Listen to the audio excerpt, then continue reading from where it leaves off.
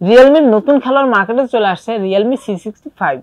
So রিয়েলমির নতুন খেলোয়াড় যেহেতু মার্কেটে চলেই আসছে, সব তো জানতেই হবে, ভালো দিক খারাপ দিক। সো সম্পূর্ণ ডিটেলস জানতে এই ভিডিওটি সম্পূর্ণ দেখতে হবে। এবং আরেকটি কথা বলা লাগবে না তো, ওই যে লাল বাটন মানে সাবস্ক্রাইব বাটনটা চেপে দিন, চলে যায় মেন ভিডিও। পলিকার্বনেটের তৈরি এই ফোনটির রিয়ার প্যানেলে এক ধরনের গিল্টের ফিনিশ দেওয়া হয়েছে, যার কারণে দেখতে মানে আউটডোরে বিশেষ করে সানলাইটের নিচে অনেক সুন্দর লাগছে। এবং রিয়ার প্যানেলের ক্যামেরা মডিউলে কিন্তু এবার অনেকটাই পরিবর্তন আনা হয়েছে, যার কারণে ক্যামেরা মডিউলটি দেখলে অনেকটা প্রিমিয়াম একটি ফিল আসে। মানে ক্যামেরা মডিউলটি দেখলে মনে হয় যেন খুব একটি দামি ফোন। সাথে রয়েছে IP54 সার্টিফিকেশন, যার কারণে টুকটাক ধুলোবালি কিংবা পানির ছিটে ফোটা এই ফোনের কোনো ক্ষয়ক্ষতি হবে না। এবং আরও রয়েছে 48 মান্থের ফুলেন্সি সার্টিফিকেশন। এর মানে হলো 4 বছরের ভিতরে ফোনের পারফরমেন্স একদম সেমই পাবেন। মানে দেখা গেল ফোন নতুন কিনে আমরা যেরকম দেখি মানে স্মুথ আছে বা কোনো ল্যাগিং নেই, 1 বছর বা 6 মাস গেলে দেখা যায় ফোনটা স্লো হয়ে যায়। এই প্রবলেমটার জন্য কিন্তু ফ্লুয়েন্সি সার্টিফিকেটটা পেয়েছে, মানে এই প্রবলেমটা হবে না। মানে আপনারা নতুন কিনে যেরকম পারফরমেন্স পাবেন, যেরকম স্মুথ পাবেন, 4 বছর পর্যন্ত ওই সেম স্মুথ পাবেন, মানে সেম পারফরমেন্সটাই পাবেন। এটি দুটি কালার ভেরিয়েন্টে মার্কেটে পেয়ে যাবেন, একটি হলো স্টারলাইট পার্পল এবং আরেকটি হলো স্টারলাইট ব্ল্যাক। সাথে রয়েছে 6.67 ইঞ্চি ডিসপ্লে এবং থিকনেস হিসেবে রয়েছে 7.6 মিলিমিটার এবং ওয়েট হিসেবে রয়েছে 185 গ্রাম। তবে 7.6 মিলিমিটার মানে খুবই কম থিকনেস কিন্তু, এবং ওয়েটটাও খুবই কম, মানে অনেক হালকা। তাই থিকনেস এবং ওয়েট দুটোই কম হওয়ার কারণে অন হ্যান্ড ফিল তো সুন্দর পাবেনই, মানে এক হাতে অনায়াসে ব্যবহার করতে পারবেন। পোর্শন বাটন নিয়ে কথা বলতে গেলে ফোনটির রাইট সাইডে রয়েছে একটি ভলিউম মাউন্টেন বাটন এবং একটি পাওয়ার নব বাটন। তবে এই পাওয়ার নব বাটনটি কিন্তু side mounted physical fingerprint sensor হিসেবে কাজ করবে, যেটা খুবই ফাস্ট অ্যান্ড অ্যাকুরেট। মানে টাচ করার সাথে সাথে কিন্তু আনলক হয়ে যাচ্ছিল। এবং এই ফিঙ্গারপ্রিন্ট সেন্সরটির পজিশনটা আমার কাছে ঠিকঠাকই মনে হচ্ছিল। এবং লেফট সাইডে রয়েছে একটি সিম ট্রে, যাতে আপনারা দুটি সিমের পাশাপাশি একটি মেমোরি কার্ড ইউজ করতে পারবেন।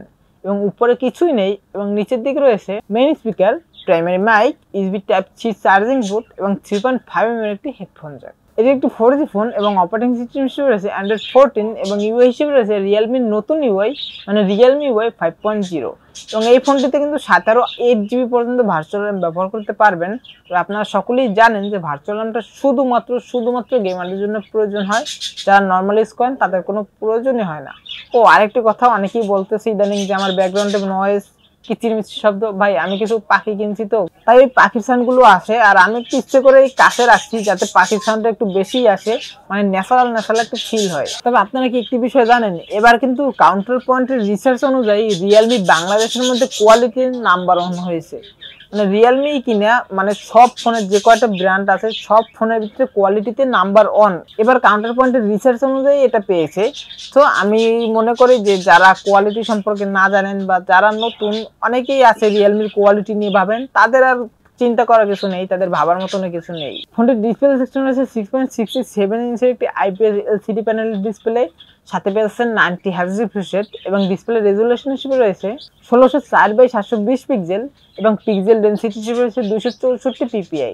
এবং এই ফোনটির লো ব্রাইটনেস জনিত কোনো ঘাটতি মিলবে না, মানে ইনডোরে ভালো ব্রাইটনেস পাবেনই, তবে আউটডোরে ডিরেক্ট সানলাইটে গেলেও লো ব্রাইটনেস জনিত কোনো ঘাটতি মিলবে না। চিন এবং বেজেল ঠিকঠাকই আছে, মানে দাম অনুযায়ী ঠিকঠাকই আছে। এবং ডিসপ্লের উপর ঠিক সেন্টার রয়েছে একটি পাঞ্চুয়াল সেলফি ক্যামেরা। ফোনটির রিয়ার প্যানেল রয়েছে ট্রিপল ক্যামেরা সেটআপ। তবে ট্রিপল ক্যামেরা সেটআপ থাকলেও এখানে কিন্তু ক্যামেরা দুইটা, মানে একটি হলো 50 মেগাপিক্সেলের মেইন শুটার, যার অ্যাপারচার হিসেবে রয়েছে 1.8 এবং সেন্সর হিসেবে রয়েছে স্যামসাং আইসোসেল JN1 সেন্সর এবং সর্বশেষ রয়েছে 2 মেগাপিক্সেলের একটি ডেপথ সেন্সর, যার অ্যাপারচার হিসেবে রয়েছে 2.4 এবং এটিতে সেন্সর হিসেবে রয়েছে গ্যালাক্সি কোর M1 সেন্সর। তবে এই ফোনের রিয়ার ক্যামেরা যদি ছবি তুলতে যান, ছবি মোটামুটি ভালো পাবেন, যেহেতু স্যামসাং এর সেন্সর দেওয়া রয়েছে।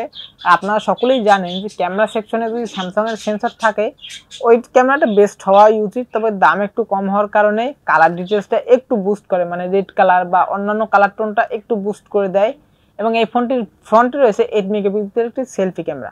এবং এই ফোনটির মেন ক্যামেরা মানে রিয়ার ক্যামেরা দিয়ে সর্বোচ্চ ভিডিও রেকর্ড করতে পারবেন 1080p 30fps এ। তাই ফোন দিয়ে ভিডিও রেকর্ড করার সময় আমার সাজেস্ট থাকবো অবশ্যই একটি ট্রাইপড ব্যবহার করবেন। ব্যাটারি সেকশন রয়েছে 5000 mAh একটি বড় ব্যাটারি, যেটাকে চার্জ করার জন্য রয়েছে 45 ওয়াটের একটি ফাস্ট চার্জার। এবং এই ফাস্ট চার্জারটি দিয়ে এই ফোনের ব্যাটারিটিকে ফুল চার্জ করতে সময় লাগছিল অ্যারাউন্ড 1 ঘন্টা 10 মিনিটের মতো।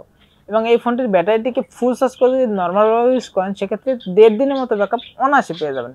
এবং যদি হেভি ইউজ করেন, মানে একটানা গেম প্লে করেন অথবা একটানা মুভি দেখেন, সেক্ষেত্রে 6 ঘন্টার মতো ব্যাকআপ অনায়াসে পেয়ে যাবেন। প্রসেসর হিসেবে রয়েছে মিডিয়াটেক হেলিও G85 প্রসেসর এটি একটু অক্টাকোর প্রসেসর এবং এটি কিন্তু 12 ন্যানোমিটার আর্কিটেকচারে বিল্ড করা। জিপিইউ হিসেবে রয়েছে Mali G52 এবং গেমিং নিয়ে কথা বলতে গেলে গেমিং মোটামুটি ভালোই প্লে করতে পারবেন, মানে দাম হিসেবে ঠিকঠাকই আছে। এই ফোনটি মার্কেটে দুটি ভ্যারিয়েন্টে পেয়ে যাবেন, মানে 8GB র্যামের সাথে 128GB স্টোরেজ এবং আরেকটি ভ্যারিয়েন্ট হলো 8GB র্যামের সাথে 256GB স্টোরেজ। তবে 8/128 ভ্যারিয়েন্টটির দাম রাখা হয়েছে 19,999 টাকা এবং 8/256GB ভ্যারিয়েন্টটির দাম রাখা হয়েছে 23,999 টাকা। ফোনটির ভালো দিক এবং খারাপ দিক নিয়ে কথা বলতে গেলে সর্বপ্রথমে যদি খারাপ দিক নিয়ে কথা বলতে তাহলে সবার প্রথমেই আসে এটিতে কিন্তু ফুল এইচডি প্লাসের ডিসপ্লে দেওয়া উচিত ছিল এবং আমি বলবো যে ক্যামেরাতে যদি একটি আলট্রা শুটার দিত তাহলে ঠিকঠাক হতো এবং পিক ব্রাইটনেসটি আরেকটু বেশি দেওয়া উচিত ছিল। এবং ভালো দিক নিয়ে কথা বলতে গেলে সবার প্রথমেই আসে কিন্তু 4 বছরের ফ্লুয়েন্সি সার্টিফিকেশন, মানে আপনারা ফোন কিনে যেরকম পারফরমেন্স পাবেন মানে 4 বছর পর্যন্ত সেম পারফরমেন্সটি পাবেন, এটা কিন্তু খুব ভালো একটি বিষয়।